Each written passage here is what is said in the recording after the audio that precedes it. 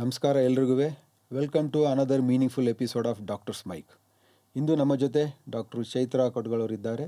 ಇವರು radiation oncology ವೃತ್ತಿಯಲ್ಲಿ ಸಾವಿರಾರು ರೋಗಿಗಳಿಗೆ ಭರವಸೆಯನ್ನು ಕೊಟ್ಟಿರುತ್ತಾರೆ. ಇವರು ತಮ್ಮ MBBS ವಿದ್ಯಾಭ್ಯಾಸವನ್ನು BLD ಮೆಡಿಕಲ್ ಕಾಲೇಜಲ್ಲಿ ಪಡೆದಿದ್ದಾರೆ. MD ರೇಡಿಯೇಷನ್ ಆಂಕಾಲಜಿಯನ್ನು ಬ್ಯಾಂಗ್ಳೂರು ಮೆಡಿಕಲ್ ಕಾಲೇಜ್ನಲ್ಲಿ ಪಡೆದಿರುತ್ತಾರೆ.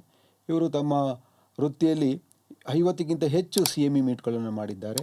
30ಕ್ಕಿಂತ ಹೆಚ್ಚು ಸರ್ಕಾರಿ ಮತ್ತು ಅರೆ ಸರ್ಕಾರಿ ಅಂದರೆ ಗೌರ್ಮೆಂಟ್ ಕಾಲೇಜ್ ಮತ್ತು ಪ್ರೈವೇಟ್ ಕಾಲೇಜುಗಳಲ್ಲಿ ಕ್ಯಾನ್ಸರ್ನ ಬಗ್ಗೆ ಅರಿವನ್ನು ಮೂಡಿಸಿದ್ದಾರೆ ಮಕ್ಕಳಲ್ಲಿ. ಹಾಗೂ ಸಮಾಜದಲ್ಲಿ ಹಲವಾರು ಸಂಘ ಸಂಸ್ಥೆಗಳಿಗೆ ಕೂಡಿ ಕ್ಯಾನ್ಸರ್ ಬಗ್ಗೆ ತಿಳುವಳಿಕೆಯನ್ನು ಪಡಿಸಿದ್ದಾರೆ. ಹಾಗೂ ಇವರ ಕುಟುಂಬದ ಒಂದು ಸಣ್ಣ ಪರಿಚಯ. ಇವರ husband doctor Avinash CB medical oncologist. ನಮ್ಮ ಪ್ರೀವಿಯಸ್ ಎಪಿಸೋಡಲ್ಲಿ ಬಂದು ಎಲ್ಲರಿಗೂ ಪರಿಚಿತರಾಗಿದ್ದಾರೆ. ಹಾಗೂ ಇವರಿಗೆ 2 ಹೆಣ್ಣು ಮಕ್ಕಳು, ಒಬ್ಬರು ಸ್ತುತಿ ಹಾಗೂ ನೈಜ್ಯ ಅಂತ. ಇದು ಇವರ ಕುಟುಂಬದ ಒಂದು ಪರಿಚಯ. Doctor, welcome to the show. Thank you. ಈ ರೇಡಿಯೇಷನ್ ಆಂಕಾಲಜಿ ಅಂದರೆ ಏನು ಡಾಕ್ಟ್ರೆ? ರೇಡಿಯೇಷನ್ ಆಂಕಾಲಜಿ ಅಂತಂದರೆ ಎಕ್ಸ್ರೇಗಳನ್ನ ಯೂಸ್ ಮಾಡಿ ಕ್ಯಾನ್ಸರ್ಗಳನ್ನ ಟ್ರೀಟ್ ಮಾಡೋದು. ಈ ಎಕ್ಸ್ರೇಯಿಂದ ಹೇಗೆ ಕೆಲಸ ಮಾಡುತ್ತೆ ಮನುಷ್ಯನ ದೇಹದಲ್ಲಿ? ಓಕೆ, ಬೇಸಿಕಲಿ ನಾವು ಯೂಸ್ ಮಾಡೋದು ಒಂದು ಮಷೀನು, ಲಿನ್ಯಾಕ್ ಅಂತ. ಸೊ ಆ ಲಿನ್ಯಾಕಲ್ಲಿ ಹೈ ಎನರ್ಜಿ ಎಕ್ಸ್ರೇಸ್ ಪ್ರೊಡ್ಯೂಸ್ ಆಗುತ್ತೆ.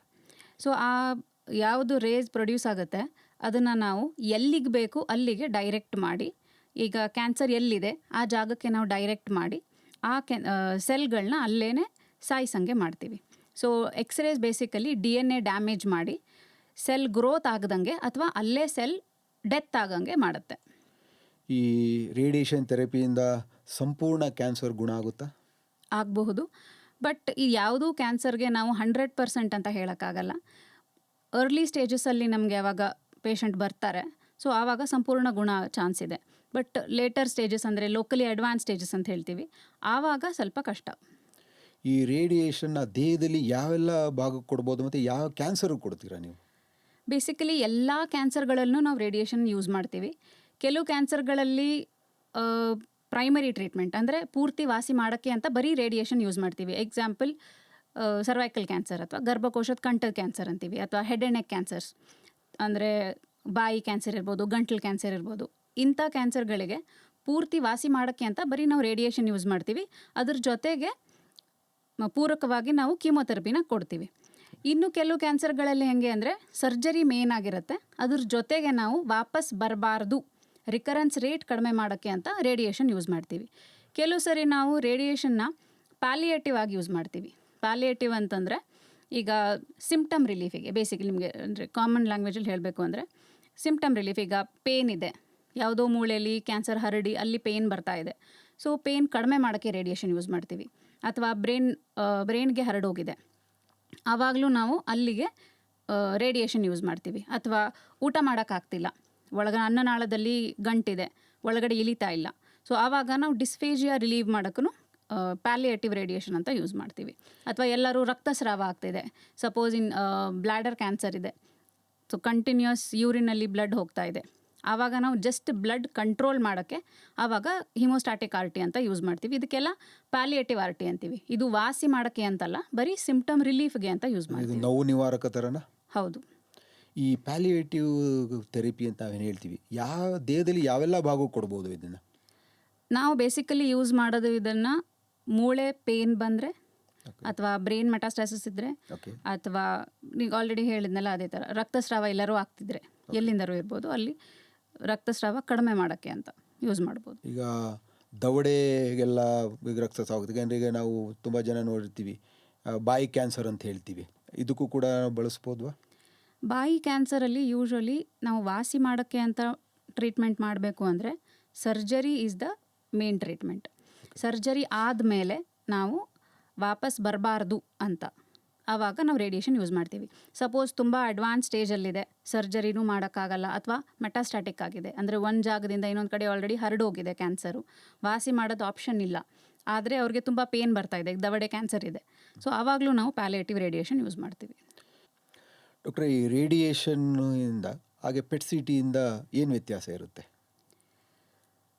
ಈಗ ನಾವು ಕೊಡೋದು ರೇಡಿಯೇಷನ್ನು ಇದು ಥೆರಪಿಗೆ ಅಂತ, ಅಂದರೆ ಟ್ರೀಟ್ಮೆಂಟ್ ಮಾಡೋಕ್ಕೆ ಅಂತ. ಕ್ಯಾನ್ಸರ್ ಟ್ರೀಟ್ಮೆಂಟ್ಗೆ ಯೂಸ್ ಮಾಡೋದು ರೇಡಿಯೇಷನ್ ಆಂಕಾಲಜಿ ಅಥವಾ ರೇಡಿಯೋಥೆರಪಿ ಅಂತೀವಿ. PET CT ಅನ್ನೋದು ಡಿಟೆಕ್ಷನ್ಗೆ, ಅಂದರೆ ಕ್ಯಾನ್ಸರ್ ಎಲ್ಲೆಲ್ಲಿದೆ ಮೈಯಲ್ಲಿ ಅದೇ ದೇಹದಲ್ಲಿ ಯಾವೆಲ್ಲ ಭಾಗದಲ್ಲಿದೆ ಅಂತ ಗುರುತಿಸಕ್ಕೆ. ಎಕ್ಸಾಕ್ಟ್ಲಿ ಎಲ್ಲೆಲ್ಲಿದೆ ಅಂತ ನಾವು ಡಿಟೆಕ್ಟ್ ಮಾಡೋಕ್ಕೆ, ಡಯಾಗ್ನೋಸ್ ಮಾಡೋಕ್ಕೆ ನಾವು ಪೆಟ್ ಸಿ ಟಿ ಯೂಸ್ ಮಾಡ್ತೀವಿ. ಓಕೆ. ಹಾಗೆ ಈ ರೇಡಿಯೇಷನಲ್ಲಿ ಎಷ್ಟು ದಿನಗಳಿಗೆ ಯಾವೆಲ್ಲ ಕಾಯಿಲೆಗೆ ಕೊಡಬೇಕಾಗುತ್ತೆ? ಈಗ ರೇಡಿಯೇಷನ್ನು ನಾವು ಕೇಳಿದಂಗೆ 15 ದಿನ ಕೊಟ್ಟರು, 30 ದಿನ ಕೊಟ್ಟರು, 45 ದಿನ ಅಂತ ಹೇಳ್ತಾರೆ. ಅಂದರೆ ಇದು ನಮ್ಮ ಜನಗಳಲ್ಲಿ ಒಂದು ತಪ್ಪು ಕಲ್ಪನೆ ಇದೆ. ಅಂದರೆ ಕರೆಂಟ್ ಕೊಡೋದು ಅಂತ ಹೇಳ್ತಾರೆ. ಅದ್ರ ಬಗ್ಗೆ ಸ್ವಲ್ಪ ತಿಳಿಸ್ಕೊಡ್ಬೇಕು. ಆಡು ಭಾಷೆಯಲ್ಲಿ ಅದಕ್ಕೆ ಕರೆಂಟ್ ಅಂತ ಯೂಸ್ ಮಾಡ್ತಾರೆ, ಬಟ್ ಆ್ಯಕ್ಚುಲಿ ನಾವೇನು ಕರೆಂಟ್ ಯೂಸ್ ಮಾಡಲ್ಲ. ಎಕ್ಸ್ರೇ ಥರ ಇರುತ್ತೆ. ಅವ್ರು ಬಂದಾಗ ಅವ್ರಿಗೆ ಗೊತ್ತೂ ಆಗಲ್ಲ, ಅವ್ರು ಆ್ಯಕ್ಚುಲಿ ಏನು ಅವ್ರಿಗೆ ಟ್ರೀಟ್ಮೆಂಟ್ ಆಗ್ತಾ ಇದೆ ಅಂತಲೂ ಗೊತ್ತಾಗಲ್ಲ. ಎಕ್ಸ್ರೇಸ್ ಪಾಸ್ ಆಗುತ್ತೆ ಮೈಯಿಂದ. ಸೊ ಎವ್ರಿ ಡೇ ಟ್ರೀಟ್ಮೆಂಟ್ ಹೆಂಗಿರುತ್ತೆ ಅಂದರೆ, ಪೇಷಂಟ್ ನಮ್ಮ ಹತ್ರ ಟ್ರೀಟ್ಮೆಂಟಿಗೆ ಬಂದಾಗ ನಾವು ರೇಡಿಯೇಷನ್ ಪ್ಲ್ಯಾನಿಂಗ್ ಅಂತ ಮಾಡಿಕೊಂಡು ಅದಾದಮೇಲೆ ಟ್ರೀಟ್ಮೆಂಟ್ ಶುರು ಮಾಡ್ತೀವಿ. ಪ್ಲ್ಯಾನಿಂಗ್ ಅಂತಂದರೆ ಫಸ್ಟಿಗೆ ಪೇಷಂಟ್ನ ಯಾವ ಪೊಸಿಷನ್ನಲ್ಲಿ ನಮಗೆ ಟ್ರೀಟ್ಮೆಂಟ್ ಮಾಡಬೇಕು ಅದರಲ್ಲಿ ಮಲಗಿಸಿ ಇಮ್ಮೊಬಿಲೈಸೇಷನ್ ಡಿವೈಸ್ ಅಂತ ಯೂಸ್ ಮಾಡ್ತೀವಿ. ಅಂದರೆ ಅದೇ ಜಾಗಕ್ಕೆ ಅವ್ರು ಫಿಕ್ಸ್ ಆಗಿರಬೇಕು. ಎವ್ರಿ ಡೇ ಅದೇ ಸೇಮ್ ಪೊಸಿಷನ್ ನಮಗೆ ರಿಪೀಟ್ ಆಗಬೇಕು. ಸೊ ಆ ಥರ ಮಾಡಿಕೊಂಡು ಆಮೇಲೆ ಸಿ ಟಿ ಸ್ಕ್ಯಾನ್ ಮಾಡಿ ಯಾವ ಭಾಗದ್ದು ನಮಗೆ ಟ್ರೀಟ್ಮೆಂಟ್ ಮಾಡಬೇಕು ಆ ಭಾಗದ್ದು ಸಿ ಟಿ ಸ್ಕ್ಯಾನ್ ಮಾಡಿಕೊಂಡು ಪ್ಲ್ಯಾನ್ ಮಾಡ್ತೀವಿ. ಯಾವ ಜಾಗಕ್ಕೆ ಕೊಡಬೇಕು, ಎಷ್ಟು ಕೊಡಬೇಕು, ಹೇಗೆ ಕೊಡಬೇಕು, ನಮ್ಮ ಬೀಮ್ಸ್ ಎಲ್ಲಿಂದ ಪಾಸ್ ಆಗಬೇಕು, ಇದೆಲ್ಲ ನಾವು ಪ್ಲ್ಯಾನಿಂಗ್ ಮಾಡ್ತೀವಿ. ಪ್ಲ್ಯಾನ್ ಆದಮೇಲೆ ಎವ್ರಿ ಡೇ ಟ್ರೀಟ್ಮೆಂಟಿಗೆ ಬರಬೇಕು patient. Usually weekly 5 days treatment, ಅಂದರೆ ಸೋಮವಾರದಿಂದ ಶುಕ್ರವಾರ, ಶನಿವಾರ ಭಾನುವಾರ ಇರೋದಿಲ್ಲ. ಆ ಥರ ಯಾವ ಕ್ಯಾನ್ಸರ್ಗೆ ನಾವು ಟ್ರೀಟ್ಮೆಂಟ್ ಮಾಡ್ತೀವಿ ಅದ್ರ ತಕ್ಕಂಗೆ ಎಷ್ಟು ದಿನ ಟ್ರೀಟ್ ಮಾಡ್ತೀವಿ ಅಂತ ಡಿಪೆಂಡ್ ಆಗುತ್ತೆ. ಎಕ್ಸಾಂಪಲ್ ಹೇಳಬೇಕು ಅಂದರೆ, ಈಗ ಹೆಡ್ ಆ್ಯಂಡ್ ನೆಕ್ ಕ್ಯಾನ್ಸರ್ ಇತ್ತು. ಹೆಡ್ ಆ್ಯಂಡ್ ನೆಕ್ ಕ್ಯಾನ್ಸರಲ್ಲಿ ಯೂಶ್ವಲಿ ನಾವು 30ರಿಂದ 35 ದಿನ ಕೊಡ್ತೀವಿ. ಪ್ರೈಮರಿ ಟ್ರೀಟ್ಮೆಂಟ್ ರೇಡಿಯೇಷನ್ನೇ ಇದ್ದರೆ 35 ಡೇಸ್ ಇರುತ್ತೆ ಯೂಶ್ವಲಿ. ಸರ್ಜರಿ ಆದಮೇಲೆ ಏನಾರ ಕೊಡ್ತಿದ್ರೆ 30 to 33 ಡೇಸ್ ಇರುತ್ತೆ. So every day treatment will be only 5 minutes. Treatment wise 5 ನಿಮಿಷ ಇರೋದು, ದಿನ ಬರಬೇಕು, ಮಾಡಿಸ್ಕೊಳೋದು, ಹೋಗೋದು. ಸೊ ಹೆಡ್ ಆ್ಯಂಡ್ ನೆಕ್ ಕ್ಯಾನ್ಸರ್ಗೆ ಅಂದಾಜಾಗೆ ಅಷ್ಟು. ಈಗ ನಾವು ಸರ್ವಿಕ್ಸ್ ಕ್ಯಾನ್ಸರ್ ಅಂತ ಹೇಳಿದರೆ ಅದಕ್ಕೆ ನಾವು ಒಂದು 25 to 27 or 28 ಡೇಸ್ ರೇಡಿಯೇಷನ್ ಕೊಡ್ತೀವಿ. ಸೊ ಪ್ರತಿಯೊಂದು ಭಾಗದ್ದು ಬೇರೆ ಬೇರೆ ಥರ ಇರುತ್ತೆ. ಈಗ ನೀವು ಟ್ರೀಟ್ಮೆಂಟ್ ಬಗ್ಗೆ ನಂಬರ್ ಆಫ್ ಸೆಕ್ಷನ್ ಬಗ್ಗೆ ಮಾತಾಡ್ರಿ. ಅಂದರೆ ಇಷ್ಟು ದಿನ, 25 ದಿನ, 30 ದಿನ, 40 ದಿನ. ಇದು ಕ್ಯಾನ್ಸರ್ ಏನಾರು first stage, second stage, third stage, fourth stage ಅಂತ ಏನಾರು ಅದನ್ನ ಗುರುತು ಮೇಲೆ ನೀವು ನಂಬರ್ ಆಫ್ ಸಿಟ್ಟಿಂಗ್ಸ್ ಕೊಡ್ತೀರೋ, ಇಲ್ಲ ಎಲ್ಲದಕ್ಕೂ ಒಂದೇ ಥರ 15, 25, 30 ಅಂತ ಇರುತ್ತಾ? ಓಕೆ, ಇದು ಯಾವ ಸ್ಟೇಜಲ್ಲಿದೆ ಅನ್ನೋಕ್ಕಿಂತ ಯಾವ ಭಾಗದ್ದು. ಈಗ ಬ್ರೆಸ್ಟ್ ಕ್ಯಾನ್ಸರ್ಗೆ ಬೇರೆ, ಹೆಡ್ ಆ್ಯಂಡ್ ನೆಕ್ ಕ್ಯಾನ್ಸರ್ಗೆ ಬೇರೆ, ಸರ್ವೈಕಲ್ ಕ್ಯಾನ್ಸರ್ಗೆ ಬೇರೆ, ಅನ್ನನಾಳದ ಕ್ಯಾನ್ಸರ್ಗೆ ಬೇರೆ, ಆ ಥರ ಇರುತ್ತೆ. ಸ್ಟೇಜ್ 1, ಸ್ಟೇಜ್ 2 ಆ ಥರ ಡಿಪೆಂಡ್ ಆಗಲ್ಲ. ಯಾಕೆಂದರೆ ಇಲ್ಲಿ ಕ್ಯಾನ್ಸರಲ್ಲಿ ನಾವು 3 ವಿಭಾಗ ಅಂತ ಹೇಳ್ತೀವಿ. ಒಂದು ಮೆಡಿಕಲ್ ಆಂಕಾಲಜಿ, ಒಂದು ಸರ್ಜಿಕಲ್ ಆಂಕಾಲಜಿ, ಒಂದು ರೇಡಿಯೇಷನ್ ಆಂಕಾಲಜಿ ಅಂತ. ಈಗ ಮೆಡಿಕಲ್ ಆಂಕಾಲಜಿ ಹತ್ರ ಹೋದಾಗ ಅವ್ರು ಹೇಳ್ತಾರೆ ನಿಮಗೆ ಸೆಕೆಂಡ್ ಸ್ಟೇಜಲ್ಲಿದೆ, ಥರ್ಡ್ ಸ್ಟೇಜಲ್ಲಿದೆ ಅಂತ ಬ್ರೆಸ್ಟ್ ಹೇಳ್ಬೋದು. ಅವರು ಕೀಮೋಥೆರಪಿ ಕೊಟ್ಟ ನಂತರ ರೇಡಿಯೇಷನ್ ಆಂಕಾಲಜಿ ಹತ್ರ ಹೋಗಿ ಭೇಟಿ ಮಾಡಿ ಅಂತ ಹೇಳ್ತಾರೆ. ಆವಾಗ ನಿಮ್ಮ ಹತ್ರ ಸ್ಟೇಜ್ 2 ಇಲ್ಲ ಸ್ಟೇಜ್ 3 ಬರ್ತಾರೆ. ಅವ್ರಿಗೂ ನೀವು ಇಷ್ಟೇ ಸಮವಾಗಿ ಏನಾರು ರೇಡಿಯೇಷನ್ ಕೊಡ್ತೀರಾ, ಇಲ್ಲ ಅವರಿಗೆ 30 ಸೆಷನ್ನು ಇಲ್ಲ 40 ಸೆಷನ್ ಅಂತ ಏನಾದ್ರು ಬೇರೆ ವ್ಯತ್ಯಾಸ ಏನಾದ್ರು ಇರುತ್ತೆ? ಇಲ್ಲ, ಸ್ಟೇಜ್ ವೈಸ್ ವ್ಯತ್ಯಾಸ ಆಗಲ್ಲ. ಯಾವ ಪಾರ್ಟಿಗೆ ಕೊಡ್ತೀವಿ ಅನ್ನೋದ್ರ ಮೇಲೆ ವ್ಯತ್ಯಾಸ ಆಗುತ್ತೆ. ಈ ರೇಡಿಯೇಷನ್ ಕೊಡಬೇಕಾದ್ರೆ ಇದರಿಂದ ಸೈಡ್ ಎಫೆಕ್ಟ್ ಏನೇನು ಆಗ್ಬೋದು? ಇದು ಕೀಮೋಥೆರಪಿ ಥರ ಪೂರ್ತಿ ಮೈಗೆ ಕೆಲಸ ಮಾಡಲ್ಲ. So in general side effects ಹೇಳೋಕ್ಕಾಗಲ್ಲ. ಇದರಲ್ಲಿ ಯಾವ ಭಾಗಕ್ಕೆ ಕೊಡ್ತೀವಿ, ಇದು ಲೋಕಲ್ ಥೆರಪಿ. ಈಗ ಕೈಗೆ ಕೊಟ್ಟರೆ ಕೈಗೆ ಮಾತ್ರ ಅದರದ್ದು ಎಫೆಕ್ಟು, ಅದರ ಸೈಡ್ ಎಫೆಕ್ಟು. ತಲೆಗೆ ಕೊಟ್ಟರೆ ಅಲ್ಲಿ ಮಾತ್ರ ಅದರದ್ದು ಇಫೆಕ್ಟು, ಸೈಡ್ ಎಫೆಕ್ಟ್ ಎಲ್ಲವೇ. ಸೊ ಎಲ್ಲ ಸೈಡ್ ಇಫೆಕ್ಟು ನಾವು ಯಾವ ಭಾಗಕ್ಕೆ ಕೊಡ್ತೀವಿ ರೇಡಿಯೇಷನ್ ಅದ್ರ ಮೇಲೆ ಡಿಪೆಂಡ್ ಆಗುತ್ತೆ. ನಾನೊಂದು ಎಕ್ಸಾಂಪಲ್ ಹೇಳ್ತೀನಿ. ಈಗ ಗಂಟ್ಲು ಕ್ಯಾನ್ಸರಿಗೆ ರೇಡಿಯೇಷನ್ ಕೊಡ್ತಾ ಇದ್ದೀವಿ ಅಂದ್ಕೊಳ್ಳಿ. ಸೊ ರೇಡಿಯೇಷನ್ ಕೊಡುವಾಗ ಫಸ್ಟ್ ಡೇನೇ ಯಾವುದು ಸೈಡ್ ಇಫೆಕ್ಟ್ ಶುರು ಆಗಲ್ಲ. ರೇಡಿಯೇಷನ್ ನಾವು ಅಟ್ಲೀಸ್ಟ್ ಒಂದು 2 ವೀಕ್ಸ್ ಹಂಗೆ ಆದಮೇಲೆ, ಅಂದರೆ ಒಂದು 8ರಿಂದ 10 ರೇಡಿಯೇಷನ್ ಆದಮೇಲೆ ಗಂಟ್ಲು ನೋವು ಇರ್ಬೋದು ಅವ್ರಿಗೆ, ಅಥವಾ ಕೆಮ್ಮು ಬರೋದು, ಬಾಯಲ್ಲಿ ಎಂಜಲ್ ಬರೋದು ಕಡಿಮೆ ಆಗ್ಬೋದು, ಇದೆಲ್ಲ ಶುರು ಆಗುತ್ತೆ. ಯಾಕಾಗುತ್ತೆ ಅಂದರೆ ಮ್ಯೂಕೋಸೈಟಿಸ್ ಅಂತ ಆಗುತ್ತೆ. ನಾವು ರೇಡಿಯೇಷನ್ ಕೊಟ್ಟಾಗ ಒಳಗಡೆ ಚಿಕ್ಕ ಚಿಕ್ಕ ಹುಣ್ಣು ಥರ ಆಗುತ್ತೆ ಮ್ಯೂಕೋಸಾಲಿ. ಅದರಿಂದ ಇದೆಲ್ಲ ಸಿಂಪ್ಟಮ್ಸ್ ಆಗುತ್ತೆ. ಸೊ ರೇಡಿಯೇಷನ್ ಹೋಗ್ತಾ ಹೋಗ್ತಾ, ಅಂದರೆ ಜಾಸ್ತಿ ಆಗ್ತಾ ಆಗ್ತಾ ಸಿಂಪ್ಟಮ್ಸು ಜಾಸ್ತಿ ಆಗ್ತಾ ಹೋಗುತ್ತೆ. ಇದು ಸೈಡ್ ಇಫೆಕ್ಟು ನಾವು ಯಾವಾಗ ನೋಡ್ತೀವಿ ಅಂತಂದರೆ ಹೆಡ್ ಆ್ಯಂಡ್ ನೆಕ್ ರೇಡಿಯೇಷನಲ್ಲಿ ಮಾತ್ರ. ನಾವು ಸರ್ವಿಕಲ್ ಕ್ಯಾನ್ಸರ್ಗೆ ರೇಡಿಯೇಷನ್ ಕೊಡುವಾಗ ಈ ಸೈಡ್ ಎಫೆಕ್ಟ್ಸ್ ಬರಲ್ಲ. ಸೊ ಅದರದ್ದು ಬೇರೆ ಸೈಡ್ ಎಫೆಕ್ಟ್ಸ್ ಬರುತ್ತೆ ಆ ಥರ. ಈ ರೋಗಿಗಳು ಈ ರೇಡಿಯೇಷನ್ ತಗೊಂಡ ನಂತರ ಸುಸ್ತು ಸಂಕಟ ಆಗೋದು, ಊಟ ಸೇರ್ದೇ ಇರೋದು, ಬೇರೆ ಈ ಥರ ಏನಾರ ಪರಿಣಾಮಗಳು ಬೀರುತ್ತಾ? ಆಗ್ಬೋದು. ಸ್ವಲ್ಪ ಸುಸ್ತಿರುತ್ತೆ, ಊಟ ಸೇರ್ದಂಗೆ ಇರೋದು. Because most of the times radiation ಜೊತೆಗೆ ನಾವು ಕೀಮೋಥೆರಪಿನೂ ಕೊಡ್ತೀವಿ. ಸೊ ಕೀಮೋಥೆರಪಿದು ಓವರ್ಲ್ಯಾಪ್ ಆಗಿಬಿಡುತ್ತೆ ಸೈಡ್ ಎಫೆಕ್ಟ್ಸ್ ಇದರಲ್ಲಿ. ಓಕೆ. ಈ ನಾವು ಮಕ್ಕಳಲ್ಲೂ ಕೂಡ ಈ ಕ್ಯಾನ್ಸರ್ ರೋಗ ನೋಡಿದ್ದೀವಿ. ಈ ಮಕ್ಕಳಿಗೂ ಕೂಡ ರೇಡಿಯೇಷನ್ ಕೊಡ್ತೀರಾ? ಕೆಲವು ಕ್ಯಾನ್ಸರ್ಗಳಲ್ಲಿ ಕೊಡ್ತೀವಿ. ಅಂದರೆ ಅದಕ್ಕೇನಾರು ವಯಸ್ಸು ಮಿತಿ ಇದೆಯಾ ಇಲ್ಲ, ಆ ಥರ ಇಲ್ಲ. ರೇಡಿಯೇಷನ್ಗೆ? ಹಾಗಲ್ಲ, ತುಂಬ ಚಿಕ್ಕ ಮಕ್ಕಳಿಗೆ, ಇನ್ನೂ ಬೆಳೆಯೋ ಮಕ್ಕಳಿಗೆ ನಾವು ರೇಡಿಯೇಷನ್ ಕೊಡೋವಾಗ ಯೋಚನೆ ಮಾಡ್ತೀವಿ. ಮುಂಚಿನ ಕಾಲದಲ್ಲಿ ಸುಮಾರು ಕ್ಯಾನ್ಸರ್ಗಳಿಗೆ ಮಕ್ಕಳಲ್ಲೂ ನಾವು ರೇಡಿಯೇಷನ್ ಕೊಡ್ತಾ ಇದ್ವಿ. ಈಗ ಬರ್ತಾ ಬರ್ತಾ ಕೀಮೋಥೆರಪಿಲಿ ಇಷ್ಟು ಅಡ್ವಾನ್ಸ್ಮೆಂಟ್ಸ್ ಆಗಿದೆ, ಬರೀ ಕೀಮೋ ಅಲ್ಲ, ಬೇರೆ ಬೇರೆ ಟಾರ್ಗೆಟೆಡ್ ಥೆರಪಿ ಆ ಥರ. ಸೊ ಅವಾಗ ರೇಡಿಯೇಷನ್ ಚಿಕ್ಕ ಮಕ್ಕಳಲ್ಲಿ ಕೊಡೋದು ಕಡಿಮೆ ಆಗಿದೆ ಇವಾಗ. ಈ ಮಾಡರ್ನ್ ರೇಡಿಯೇಷನ್ ಅಂದರೆ ಇತ್ತೀಚಿನ ದಿನಗಳಲ್ಲಿ ರೇಡಿಯೇಷನ್ ಥೆರಪಿ ಎಷ್ಟು ಬೆಳೆದಿದೆ ಡಾಕ್ಟ್ರೆ? ಓಕೆ. ಸೊ ಮುಂಚೆ ಕೋಬಾಲ್ಟ್ ಮಷೀನಲ್ಲಿ ನಾವು ಬರೀ 2D ಟ್ರೀಟ್ಮೆಂಟ್ ಮಾಡ್ತಿದ್ವಿ, ಅಂದರೆ ಕನ್ವೆನ್ಷನಲ್ ಟ್ರೀಟ್ಮೆಂಟ್. ಅಂದರೆ ಯಾವ ಭಾಗದಿದೆ, ಗಂಟ್ಲು ಕ್ಯಾನ್ಸರ್ ಇದೆ ಅಂದರೆ ಪೂರ್ತಿ ಗಂಟ್ಲು ಟ್ರೀಟ್ ಮಾಡ್ತೀವಿ ನಾವು. ಓಕೆ. ಅದಾದಮೇಲೆ ಲಿನಾಕ್ ಬಂದ ಮೇಲೆ ನಾವು 3D ಅಂತ ಮಾಡೋಕ್ಕೆ ಶುರು ಮಾಡಿದ್ವಿ. 3D ಅಂದರೆ ಟ್ಯೂಮರ್ದು ಶೇಪ್ ಹೆಂಗಿದೆ ಅದಕ್ಕೆ ತಕ್ಕಂಗೆ ನಾವು ರೇಡಿಯೇಷನ್ ಫೀಲ್ಡ್ನ ಪ್ಲ್ಯಾನ್ ಮಾಡಿ ಆವಾಗ ಕೊಡ್ತೀವಿ. ಸೊ ಸುತ್ತಮುತ್ತಲಿನ ಸ್ಟ್ರಕ್ಚರ್ಸು ಕಡಿಮೆ ಟ್ರೀಟ್ ಆಗುತ್ತೆ. ಓಕೆ. ಎಕ್ಸ್ರೇಸ್ ಹೆಂಗಿರುತ್ತೆ ಅಂದರೆ ನಾವು ಕೊಡೋದು ಎಲ್ಲೆಲ್ಲಿ ಪಾಸ್ ಆಗುತ್ತೆ ಎಲ್ಲದಕ್ಕೂ ಅದು ಎಫೆಕ್ಟ್ ಮಾಡ್ತಾ ಹೋಗುತ್ತೆ. ಸೊ ನಾವು ಅದನ್ನು ಡೈರೆಕ್ಟ್ ಮಾಡಬೇಕು, ಎಲ್ಲಿಗೆ ಕೊಡಬೇಕು ಎಲ್ಲಿಗೆ ಕೊಡಬಾರ್ದು ಅಂತ. ಸೊ ಅದೇ ಈಗ ಅಡ್ವಾನ್ಸ್ಮೆಂಟ್ಸ್ ಬಂದಿರೋದು. ಸೊ 3D ಆದಮೇಲೆ ನೆಕ್ಸ್ಟ್ ಬಂದಿದ್ದು IMRT ಅಂತ. IMRT ಅಂದರೆ ಸೇಮ್ ಫೀಲ್ಡೇ ನಾವು ಕೊಡೋದು, ಬಟ್ ಪ್ರತಿ ಫೀಲ್ಡಲ್ಲೂ ನಾವು ಒಂದು ಬೀಮ್ ಇರುತ್ತೆ ಅಂದರೆ ಅದನ್ನು ಬೀಮ್ಲೆಟ್ಸ್ ಆಗಿ ಕನ್ವರ್ಟ್ ಮಾಡಿ ಪ್ರತಿ ಬೀಮ್ಲೆಟ್ಟಲ್ಲೂ ಇಂಟೆನ್ಸಿಟಿನ ಚೇಂಜ್ ಮಾಡ್ತೀವಿ. ಸೊ IMRT ಅಂದರೆ ಇಂಟೆನ್ಸಿಟಿ ಮಾಡ್ಯುಲೇಟೆಡ್ ರೇಡಿಯೋಥೆರಪಿ. ಅಂದರೆ ಪೂರ್ತಿ ಭಾಗಕ್ಕೆ ಸೇಮ್ ಡೋಸ್ ಹೋಗಲ್ಲ, ಎಲ್ಲಿಗೆ ಜಾಸ್ತಿ ಬೇಕು ಎಲ್ಲಿಗೆ ಕಡಿಮೆ ಬೇಕು ಅದನ್ನು ನಾವು ಡಿಸೈಡ್ ಮಾಡ್ಬೋದು. ಸೊ ಬರೀ 2 ಅಥವಾ 3 ಫೀಲ್ಡ್ಸ್ ಇರಲ್ಲ, ಸುಮಾರು ಒಂದು 7-9 ಫೀಲ್ಡ್ಸ್ ಆ ಥರ ಮಾಡಿಕೊಂಡು IMRT ಮಾಡೋದು. ಇದ್ರ ನೆಕ್ಸ್ಟ್ ಬಂದಿರೋದು VMAT ಅಂತ, ಅಂದರೆ ವಾಲ್ಯೂಮೆಟ್ರಿಕ್ ಆರ್ಕ್ ಥೆರಪಿ. ಸೊ ಒಂದು ಜಾಗನ ಟ್ರೀಟ್ ಮಾಡೋಕ್ಕೆ ಪೂರ್ತಿ 360 ಡಿಗ್ರಿ ನಾವು ಮಷೀನ್ನ ತಿರುಗಿಸಿ. ಸೊ ಬೇಸಿಕ್ ಇದ್ರದ್ದು ಫಂಡ ಏನು ಅಂದರೆ ಎಲ್ಲಿಗೆ ಟ್ರೀಟ್ಮೆಂಟ್ ಕೊಡಬೇಕು ಅಲ್ಲಿಗೆ ಮ್ಯಾಕ್ಸಿಮಮ್ ಡೋಸ್ ಹೋಗಬೇಕು, ಎಲ್ಲಿಗೆ ಬೇಡ, ಯಾಕಂದರೆ ಸುತ್ತಮುತ್ತ ನಾರ್ಮಲ್ ಸ್ಟ್ರಕ್ಚರ್ಸು ಇರುತ್ತೆ. ಸೊ ಆ ನಾರ್ಮಲ್ ಸ್ಟ್ರಕ್ಚರ್ಸಿಗೆ ನಮಗೆ ಡೋಸ್ ಬೇಡ, ಸೊ ಆ ಸ್ಟ್ರಕ್ಚರ್ಸಿಗೆ ಡೋಸ್ನ ಕಡಿಮೆ ಮಾಡೋದು. ಇದು basic aim of radiotherapy. So ಇದನ್ನು ಅಚೀವ್ ಮಾಡೋಕ್ಕೆ ನಾವು ಹೊಸ ಅಡ್ವಾನ್ಸ್ಮೆಂಟ್ಸ್ ಬರ್ತಾ ಇದೆ ಇವಾಗ. ಓಕೆ. ಅಂದರೆ ನೀವು ಹೇಳೋದು ರೇಡಿಯೇಷನ್ ಥೆರಪಿ ಅಂದರೆ ಕ್ಯಾನ್ಸರು ಎಲ್ಲಿ ರೂಟ್ ಇರುತ್ತೆ ಅಲ್ಲಿಗೆ ನೀವು ಆ ರೇಸ್ನ ಪಾಸ್ ಮಾಡೋದಾ?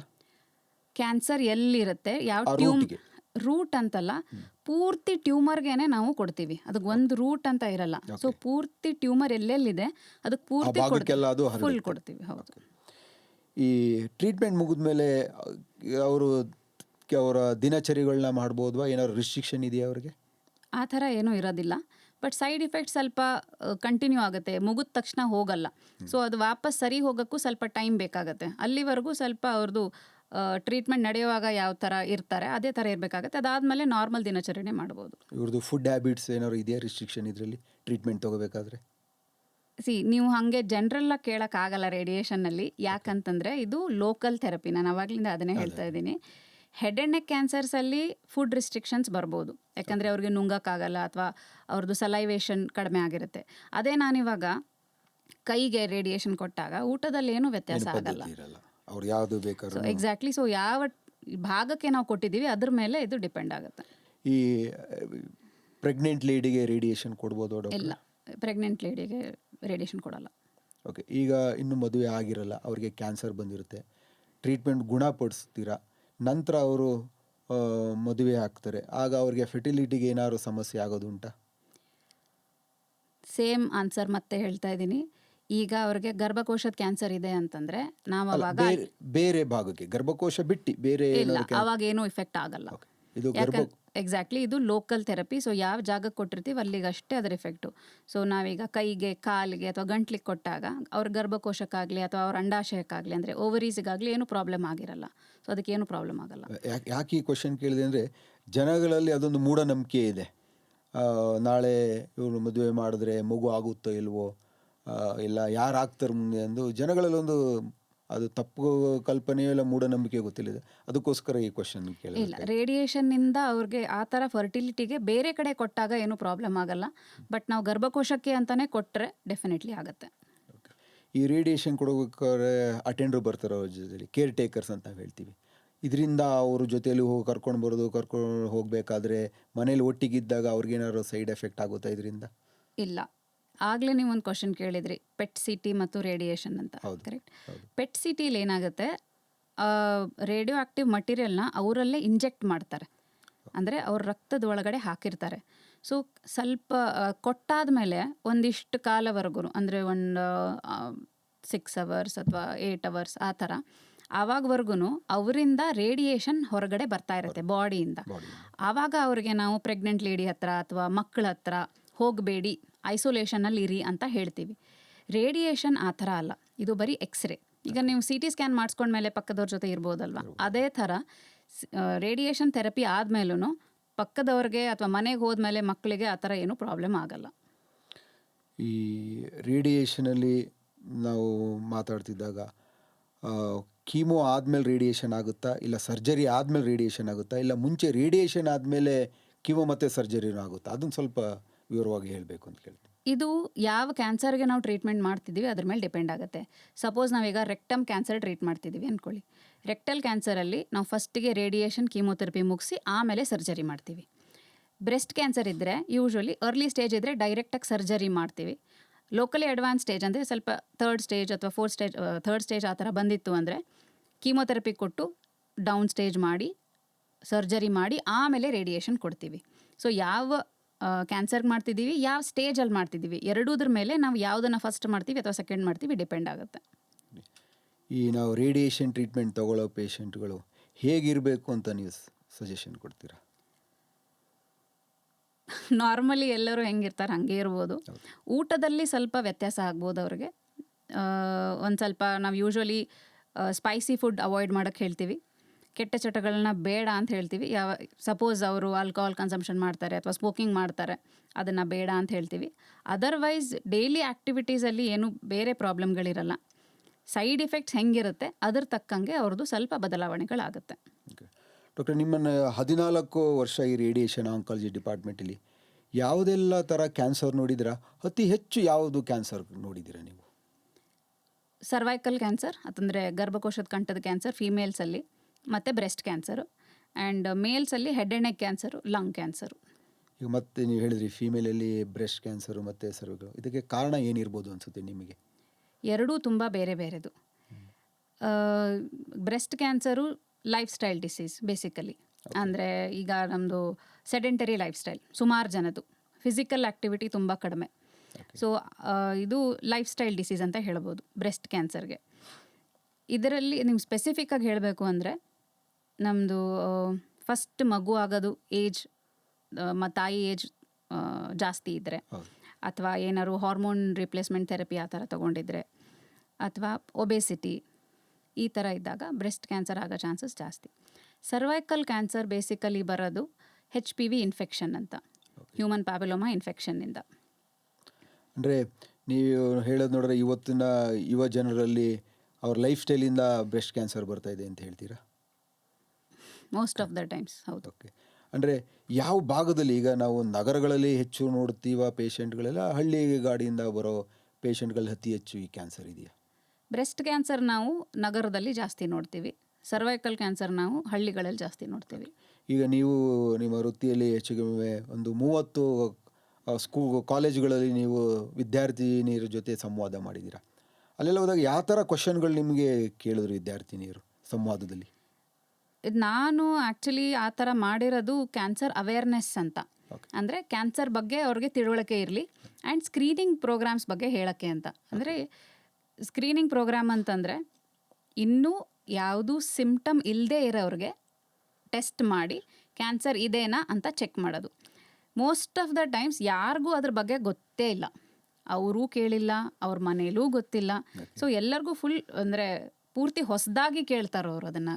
ಓಕೆ, ಅಂದರೆ ನಿಮ್ಮ ಈ 14 ವರ್ಷ ವೃತ್ತಿಯಲ್ಲಿ ನೀವು ರೇಡಿಯೇಷನ್ ಆಂಕಾಲಜಿಯ ಕೆಲಸ ಮಾಡಿದ್ದೀರಾ, ಅದರಿಂದ ನಿಮಗೆ ಮೋಟಿವೇಶನ್ ಆಗಿದೆಯೋ ಇಲ್ಲ ಸಮಾಜಕ್ಕೆ ಏನಾದ್ರು ಈ ಥರ ಆಗಿದೆ ಅಂತ ಏನಾದ್ರು ನಿಮ್ಗೆ ಅನಿಸಿದೆ? ಯಾಕೆಂದರೆ ಬೀಯಿಂಗ್ ಎ ಫೀಮೇಲ್, ಯಾಕೆಂದರೆ ಒಂದು ಹೆಣ್ಮಗಳಾಗಿ ರೇಡಿಯೇಷನ್ ಆಂಕಾಲಜಿ ನಿಮ್ಮ ಹತ್ರ ಬರೋರೆಲ್ಲ ಸಂಕಟದಿಂದ ಬರೋರೆ, ಬೇರೆ ಥರ ಚಳಿ ಜ್ವರ ಡಾಕ್ಟ್ರು ಅಂತ ಬರೋಲ್ಲ. ನಿಮ್ಮ ಹತ್ರ ಬರೋರೆಲ್ಲ ಪಾಪ ತುಂಬ ನೋವಿಂದನೇ ಬರೋರು.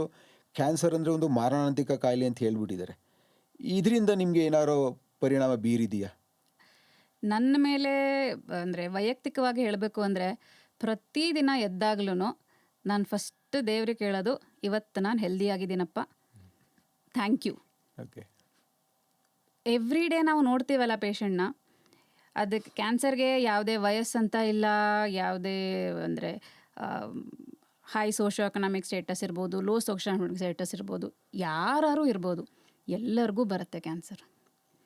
ಸೊ ಇವತ್ತು ನಾನು ಹೆಲ್ದಿ ಆಗಿದ್ದೀನಿ, ಇದು ನನ್ನ ಪುಣ್ಯ ಅನ್ಕೋಬೇಕು. ಯಾಕೆಂದರೆ ನಾವು ನಮ್ಮ ಹಿಂದಿನ ಎಪಿಸೋಡಲ್ಲಿ doctor Avinash sir medical oncologist ಅವ್ರು ಕೇಳಿದಾಗ ಅದನ್ನೇ ಹೇಳಿದ್ರು ನಿಮ್ಮ ಥರನೇ. ಪ್ರತಿದಿನವೂ ನಾವು ಇವತ್ತು ಆರೋಗ್ಯ ಚೆನ್ನಾಗಿದೆ ಅಂತ, ಮತ್ತು ನಮ್ಮ ದಿನಚರಿ ಒಂದು ಲೈಫ್ ಸ್ಟೈಲು ಕೂಡ ಚೆನ್ನಾಗಿರಬೇಕು ಅಂತ ಹೇಳಿದ್ರು. ಅದಕ್ಕೋಸ್ಕರ ಯಾಕೆಂದರೆ ಬೆಳಗಿಂದ ಸಂಜೆವರೆಗೆ, ಜೊತೆಗೆ ನಿಮ್ಮ 14 ವರ್ಷದವರೆಗೂ ನೀವು ಅದನ್ನೇ ನೋಡಿರ್ತೀರ. ಅಟ್ಲೀಸ್ಟು ಒಂದು ಪೇಷಂಟ್ ನಿಮ್ಮ ಹತ್ರ ಬಂದರೆ ಒಂದು 4 ತಿಂಗಳಿಂದ 6 ತಿಂಗಳವರ ಆಸ್ಪತ್ರೆಯಲ್ಲೇ ಇರ್ತಾರೆ. ಎಲ್ಲ ಥರದ ಯಾಕೆಂದರೆ ಕಿಮೋಥೆರಪಿಗೆ ಏನು ಬರ್ತಾರೆ, ನಂತರ ರೇಡಿಯೇಷನ್ ಆಗ್ಬೋದು, ನಂತರ ಸರ್ಜರಿ ಆಗ್ಬೋದು, ಇಲ್ಲ ಸರ್ಜರಿ ಆದ ನಂತರ ರೇಡಿಯೇಷನ್ಗೆ ಬರ್ಬೋದು, ಮತ್ತು ಕೀಮೋಥೆರಪಿಗೂ ಹೋಗ್ಬೋದು. ಇದರಿಂದ ನಾನು ಇದೊಂದು ನಿಮ್ಮನ್ನು ಕೇಳಬೇಕು ಅಂತ ಅನ್ನಿಸ್ತು. Thank you doctor. ಈ ವೃತ್ತಿಯಿಂದ ಹೊರಗೆ ಬಂದು, ಯಾಕೆಂದರೆ ದಿನಚರಿ ಒಂದು 8ರಿಂದ 9 ಗಂಟೆ 10 ಗಂಟೆ ಅದೇ ಕೆಲಸ ಮಾಡ್ತೀರಾ. ಬಿಡುವ ಸಮಯದಲ್ಲಿ ನೀವು ಹೇಗೆ ಕಳೀತೀರಾ ನಿಮ್ಮ ದಿನಗಳ ಮತ್ತು ಹಾಗೂ ನಿಮ್ಮ ಫ್ರೀ ಟೈಮ್ನ? ಇದಲ್ಲದೆ ನನಗೆ ಆ್ಯಕ್ಚುಲಿ ಸುಮಾರು ಇಂಟ್ರೆಸ್ಟ್ ಇತ್ತು. ಸೊ ನಾನು ಡ್ರಾಯಿಂಗ್ ಮಾಡ್ತೀನಿ, ಮಂಡಲ ಆರ್ಟ್ ಮಾಡ್ತೀನಿ. ಓಕೆ. ನನ್ನ ಮಕ್ಕಳ ಜೊತೆ ಇವಾಗ ಸಂಗೀತ ಕಲಿತಾ ಇದ್ದೀನಿ. Very good. ಸೊ ಒಂಥರ ಹಾಸ್ಪಿಟ್ಲಿಂದ ವಾಪಸ್ ಮನೆಗೆ ಬಂದಮೇಲೆ ಅದ್ರ ಬಗ್ಗೆ ಯೋಚನೆ ಮಾಡೋದಿಲ್ಲ. ಓಕೆ. ಅದು ನಮ್ಮ ದಿನಚರಿಗೆ ಮುಂದೆ ತೊಂದರೆ ಕೊಡುತ್ತೆ, ಅದು ಜ್ಞಾಪಿಸ್ಕೊಂಡಿದ್ರಿ ಅಂತ. ಹಾಗೆ ದೀರ್ಘ ಸಮಯ ಅಂದರೆ ತುಂಬ ನನಗೆ ಇದಾಗಿದೆ, ಬ್ರೇಕ್ ಬೇಕು ಅನ್ಸೋದು ಯಾವಾಗಾರು ಅನಿಸಿದೆಯಾ ನಿಮಗೆ ನಿಮ್ಮ ವೃತ್ತಿಲಿ? ಬರೀ ವೃತ್ತಿಲಿ ಅಂತಲ್ಲ, ದಿನ ಕೆಲಸ ಮಾಡೋವಾಗಲೂ ಬ್ರೇಕ್ ಬೇಕನ್ಸುತ್ತೆ. ಸೊ ಆವಾಗ ಡೆಫಿನೆಟ್ಲಿ ಬ್ರೇಕ್ ತೊಗೋತೀವಿ. ಓಕೆ. ಸುಮಾರು ಟ್ರಿಪ್ಸ್ ಮಾಡ್ತೀವಿ. ಅಟ್ಲೀಸ್ಟ್ ವರ್ಷದಲ್ಲಿ 2 ಸರಿ ಟ್ರಿಪ್ಗೆ ಹೋಗ್ತೀವಿ. ಅಷ್ಟಂತೂ ಬೇಕು ಅನಿಸುತ್ತೆ. ನಾಟ್ ಜಸ್ಟ್ ಅಂದರೆ ಬರೀ ಇಂಥ ಪೇಷಂಟ್ ನೋಡ್ತೀವಿ ಅಂತಲ್ಲ, ಡೈಲಿ ಕೆಲಸ ಮಾಡೋವಾಗ್ಲೂ ಬ್ರೇಕ್ ಬೇಕನ್ಸುತ್ತೆ.